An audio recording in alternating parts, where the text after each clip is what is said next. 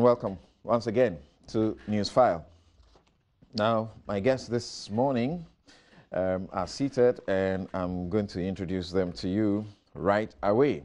But I just want to say a special good morning and congratulations to David Asante.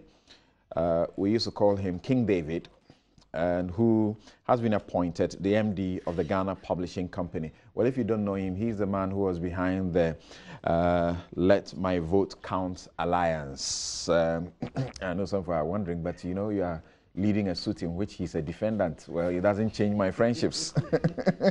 Okay.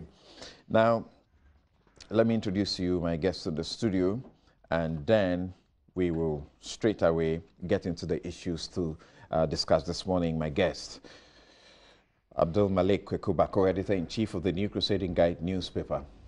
Yao Pong, he's a lawyer and teaches the law at the Central University. Also, Emmanuel Asiri, he's the CEO, the chief executive of the National Youth Authority. We will be joined shortly by George Lo, who is a lawyer and former MP for North Dai with the NDC. Good morning, gentlemen, and welcome to the show. Morning. Great. So we rather start on this rather sad note and the terrible development that befell the Asante Kotoko football team. I'm talking about the Porcupine Warriors. We know that they had been to Accra at the El Wak, stadium to play a game in the Premier League, and when they left at about 9:20, 30 thereabouts, somewhere in Nkoko, their bus ran into, we are told, some broken down vehicle of sorts, and in the course of that, one person died on the spot, and several others have been injured. The good news, though, is that the majority of them are recovering rather very nicely. But it has raised issues, and people are asking that the football teams like to travel during the night. Why can't they stop? And they seem to also suggest that that is the best way they can go about this. So I'll start with you. What do you have to say? Are you hurt or? Well, depending, I act as Jesus, whichever team. But if you ask me, right. Well, internationally, I'm a Mourinho fan. Wherever he goes, I didn't ask about that. I asked about Ghana. Maybe when he comes here. Anyway, well, I will also add my voice to the words of commiseration that you express, and other people to have done so. I mean, for the loss of one of the officials of the Kotoko team. I think that at this point, the family members, friends, they all need our prayers so that they will be able to cope with the loss. I mean, we know that usually in most of our families, there's one person who is the breadwinner. And so he's lost, especially where it's unannounced or it's not anticipated. This is a key person on the team, the equipment officer. Yes. Yeah. So it is a huge loss. But we may also say that I think that God was also on their side. Because when you listen to the bits that are coming out, and even the damaged vehicle, right. I think that probably if God had not been on their side, they may have lost more than they have. But the loss of one life is as important as that of many. Right. And I think that going on, we should also plan towards how we will take care of persons who have we have engaged, their families. I wonder whether there is any form of insurance or maybe provident fund or similar things for them. Okay.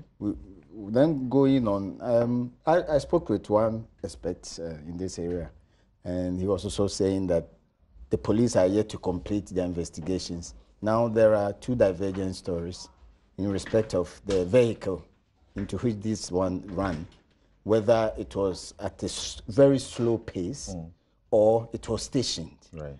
And he was of the view that indeed this is a dual carriage road, and therefore one is expected to be on the side of the other. So the likelihood of one running into the other is may occur where there may have been some mechanical problem or any other human problem. because according to him, when you even see the part of the vehicle that ran into the other, it was on a straight path. Okay. So it was not as if it veered into the other side. In fact, he even referred me to the LI 2180, that is the road traffic regulation. Yes, 106, that in a situation like this, the technical term is must not undertake as against overtake. Okay. So when you try to overtake, quote and unquote, on the other side through the outer lane and not the inner lane, you are undertaking. Right. And the law is even against it. But in this case, you could see that they were on a straight path. So fortunately, he said that there had been sufficient evidence and the police may establish, because I lost a very good friend of mine who was a lawyer last 2 years, I think, on 1st May. In a similar situation, he was just returning from Kumasi, and then he just ran into around Wankra area. He ran into a station vehicle. Oh, I see. I saw that, but I didn't know that was the situation. Yes, Okay. that's what happened. And so this is claiming a lot of lives. And so I was touched when I heard that some form of remedy was being provided in the form of this vehicle towing them. So for now, we will say that we need to also be careful on our roads. There's too much indiscipline on the side of all of us. But why can't teams like Kotoko, where it's possible, just fly, come by air, get a vehicle to pick them up from the airport to the next station? But they say they can't even afford to stay overnight, number one, because it is expensive to do that.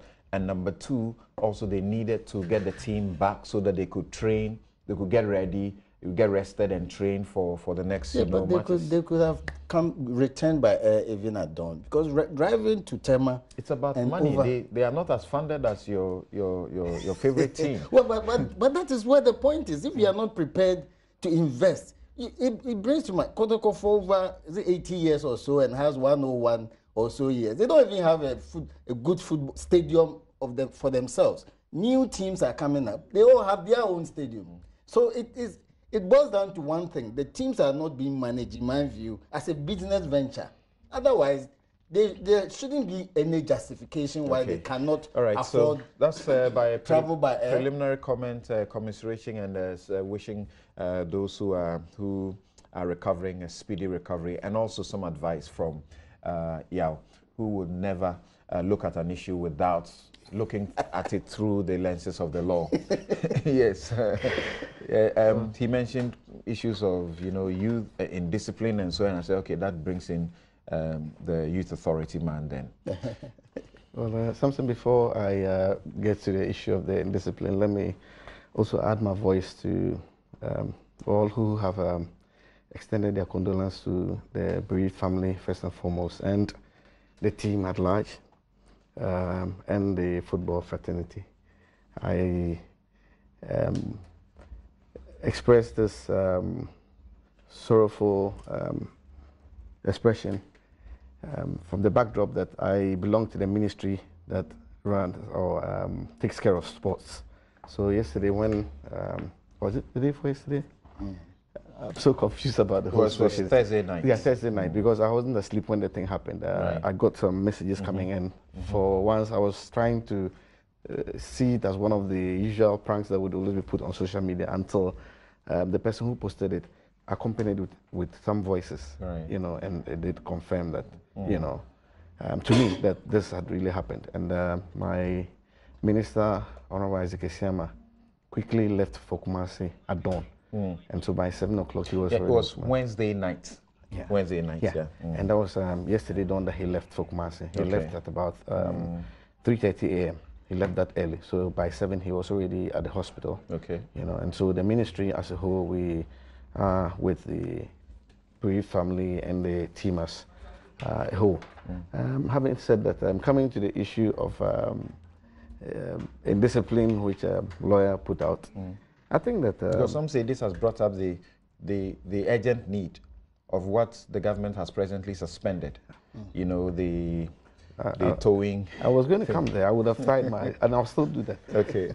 I think that those of us who ply our highways, would attest to the fact that we have lots of indiscipline on our roads. I mean, if you even take that away, just even our town roads. Sorry, have I welcomed George Lowe? George, Not welcome. yet. Thank you. Great. You know, even within our town setup, you know, we drive and you sometimes wonder whether if we take our lives into consideration. And especially when you move into other jurisdictions and you see how they conduct themselves on their roads.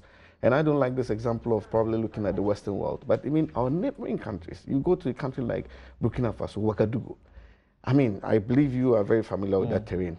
You see the number of motorbikes they have, bicycles they have, but you hardly will see a vehicle run, you know, over a motor rider or a bicycle rider because they discipline themselves on the roads. There are certain parts of their roads where you get to where they have motor lanes, you know, and certain parts you have both motor and, you know, cars plying.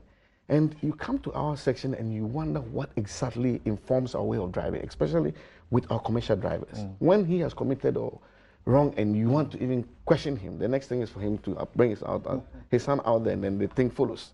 You know. I have a friend who has a joke. He says that somehow most of our commercial drivers appear to be holding TV license to drive instead of a driver's license. I agree with him. No, I agree with him because you can't but to ask yourself, how did this person get behind the steering wheel? You know, I, for one, used to do a lot of night travels, but I stopped this about some 4 years ago. And if you find me traveling into the dark, then it's a matter of agency that pushes me into that. Because our roads have really become death traps. Right. You go to certain places, you drive 18 hours, and you wouldn't even see a single scratch on the road. And how short distance, you count number of accidents and you ask yourself, why would this happen?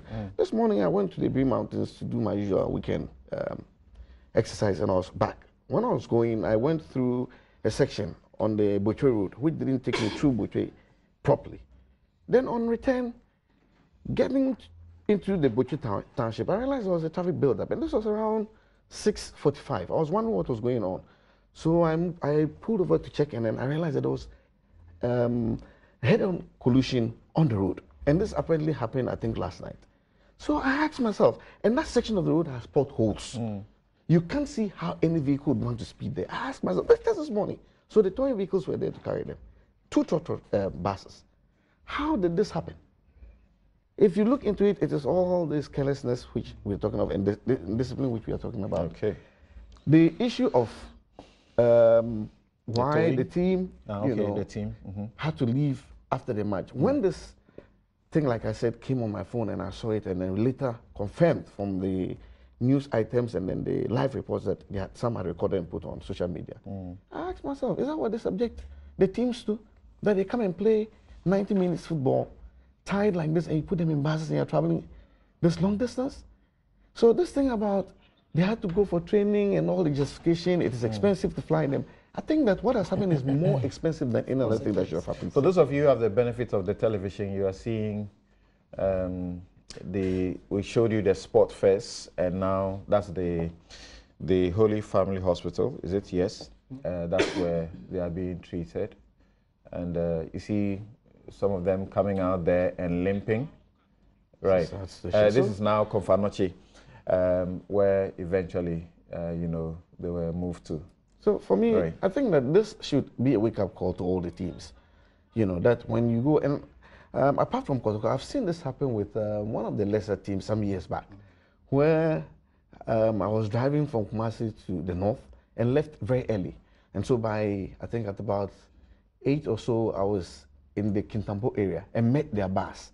And it suggested they traveled overnight, So I think that this should serve as a wake-up call where when footballers play a match, they should allow them, Okay. We don't have a situation where, I know there are a few times where it comes up, a situation where you have matches played, over the weekend and you have midweek, matches coming up and you say you have a match to play on Wednesday and for the match you want to go train and that kind of a thing. Because this is more expensive than any other excuse you would have to give. Okay. And I believe it will serve as a deterrent to other teams not to subject their playing body to this kind of situation. Okay, thank you very much. And as I said, it's happening Wednesday night. And a statement that was actually issued by the team itself confirmed so, and said that their bus had their players and technical team members run into a stationary Kia truck at Nkoko around 9:45 p.m.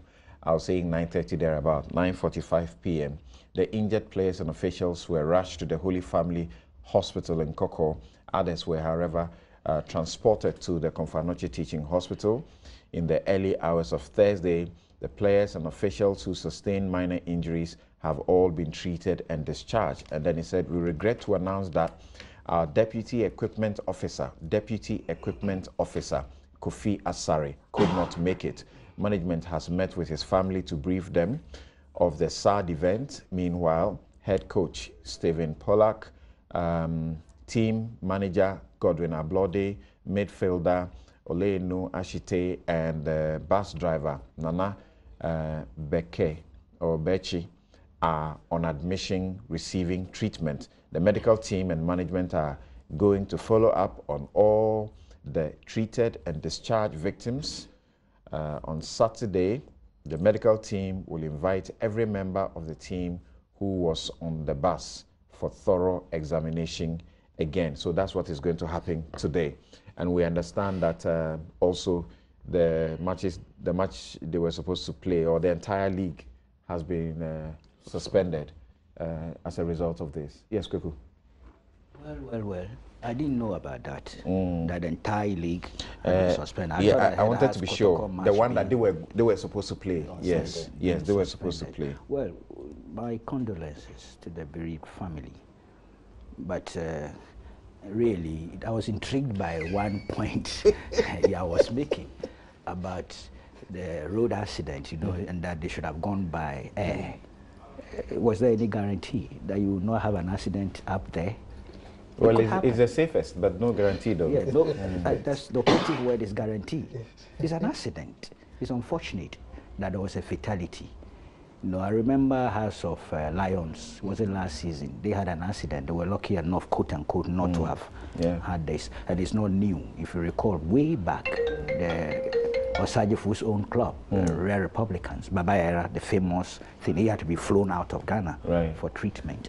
Yes, so perhaps the teams must start looking at their logistical and infrastructure. I think there's no doubt about that. Even by air, an entire team is in Zambia. Zambia, yes. Manchester United. Recently, the Brazilian team. Yes, wiped out. Yeah. And if you recall, Man U, that's my great team. Okay. But I'm harsh though. I know. But when it comes to these things, it's not club colors. Right. We're looking at the human element involved, and these are great players. Some of them, I'm sure, would contribute to the national effort, So we wish them our sympathies, and most of the things that have been said are associated with the insurance policy, those things. We must look at those things very seriously, the kind of logistics. But it's brought to fore the towing thing that the government has suspended. It has. We've discussed it. I don't want, because this is not the only accident that has occurred since the suspension. Yes. Of course, when it's a football club, this country, football is a passion. It's perhaps next to politics, so maybe it brings it up, but we should be careful we are not accused of being opportunistic. And trying but between the time when the suspension was placed and now, we have heard stories about such accidents due to broken down vehicles. That's why I said I will not single this out, even though I understand the significance of it. And perhaps that should be serve as a catalyst for government to begin to think what to do. We discussed that thing. The idea is that everybody agrees in principle. That's a fantastic idea. Correct. The question was the structure. So let's deal with the structure quickly and get it out of the way. Right. Yeah. Thank you. Yes, George. Well, good morning, Samson. Good morning to my co-panelists. Good morning to all our viewers. And let me just take it off from where Kweku did. I can't help but agree. I have been screaming the whole week from one network to another, saying that, look, the challenge I have in this country is we blackmail the government also blackmails us, and then we are walking around. Because you see, Kweku, these things have happened, and you have series of accidents where it's invariably always, when it's fatal, stationary vehicles. Even today, whilst I was coming, there was one within the Medina enclave. Yesterday, there was another. The 3 days ago, it was within the Legon enclave. I mean, so what are we doing to ourselves? And then government attempts to implement something. We scream small, no, the government says I've suspended, and then they go back to sleep. I don't think that it's good enough. I think that the fact that citizens criticize parts or the ways that government wants to roll out the policy does not necessarily mean that the policy must be shelved. You can go back to the drawing board, engage people, and see how best you can implement it, taking into consideration all the other concerns that have come. So I think that, again, like Kweku said, it's an opportunity for us to quickly go back and see how more efficiently we can roll out this thing so that our roads become much safer. But you see, the whole concept of road safety in this country, maybe we should have a national dialogue on it. When my brother was talking, he was talking about other countries vis-a-vis motorcycles and things like that. How do we even have a body that engages bicycle or cyclists, in terms of road use in this country? Because half the time they are operating in the wrong way, thinking that they are right. They don't even realize that even when they are riding in between vehicles, it is illegal because nobody is telling them so. In fact, they actually think that they have the right of way when even the traffic light is red, they can cross. They think that, the cars cannot cross. You are big. As for us, we can cross. Right. And sometimes, not once, but 2-3 times. Some of you drive a car. And it's sad that this happens rather in the city. Yes. Because when you go to Tamale, when you go to Bolga, they respect the traffic regulations. And the most annoying thing, sometimes, I don't know if it has happened to you, it has happened to me thrice. And if I'd always say that one of the reasons why I don't like keeping guns is that at a certain point you want to shoot somebody. Your side mirror. Yeah, they break it off and they can be very expensive, you know that. Sometimes you have to buy the two. Sometimes you have to buy the two. And if your car is a new car and it's a new make, you may cough about 12,000 cedis to buy that. And then they come and then they just hit it off and it breaks and they drive and they ride off. Side mirror. Somebody just damaged mine a week ago. You see, we must begin to look at all these things holistically. But let me also say that my condolences goes to the players, the management, families of Asante Kotoko. When it happens like this, for me, I think beyond just that people are hurt. You see, football, the natural resources that the players have is themselves. If your legs get broken, finish. So and imagine that the pictures we're seeing, they are on crutches and running, all of them limping all over the place.